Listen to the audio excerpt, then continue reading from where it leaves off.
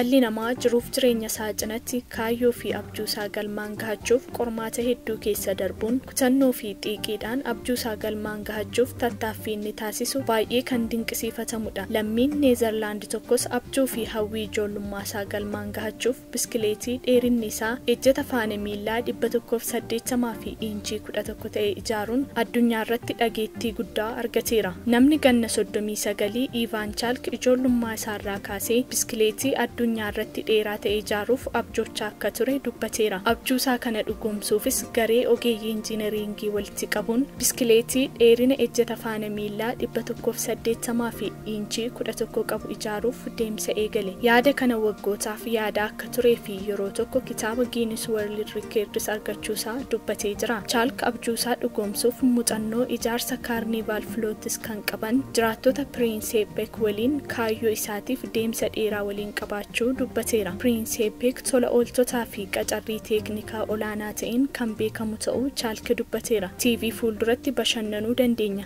garuu Prinseepek keessatti akkas miti. Beekumsa teeknikaa qabna. Beekumsa kanas haga danda'ametti hojiirra oolchuu barbaanna jedhe Chalk. Chalk akka jedhetti biskileetii kana diizaayinii gochuun ijaaramee xumuramuuf adeemsa dheeraa ta'e fudhachuu fi weerara COVID-19 gidduutti waggaa 2 dhaabbatee turus dubbateera. Gareen kun dhumarratti biskileetii ejjeta faana miilaa 180 fi iinchii 11 dheeratuun riikardii kana cabseera. Miseensi garee tokko fuulduraan harkaan kan hojjetu yoo ta'u, kan biraan ammoo duubaan peedaaliin kan socho'anidha. Gareen kun peedaalota dabalataa fi miseensota biroo garee kanatti dabaluudhaan riikardii biskileetii taandam addunyaa irratti dheeraa ta'e cabseera. Biskileetiin kun amma mana haaraa muuzeemii seenaa naannoo sanaa Prinseepek keessatti ni qabaatas jedhameera.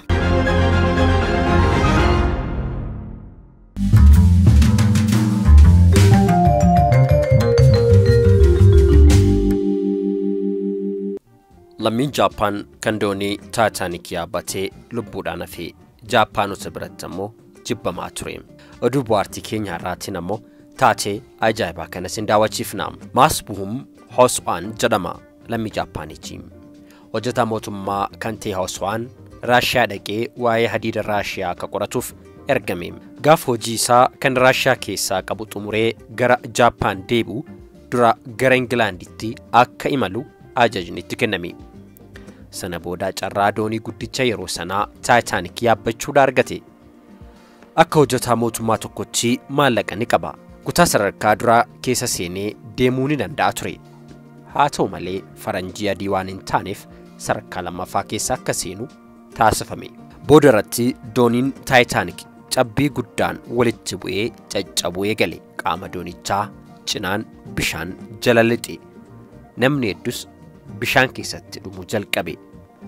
Hojjetootiin doonichaa bidiruu xixiqqoo yeroo rakkootiif qopheeffame bishaanitti darban.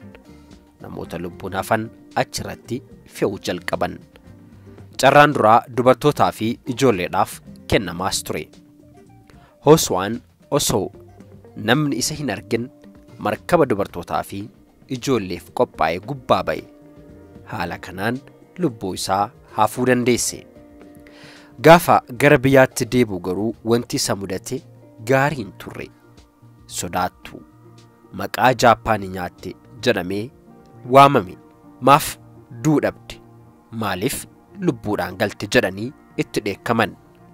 Gaazexaawwan, miidiyaaleen biyyattii nama afaan du'aatii gale kana akka mallattoo gantummaatti walirraa fuudhanii gabaasuu itti fufan.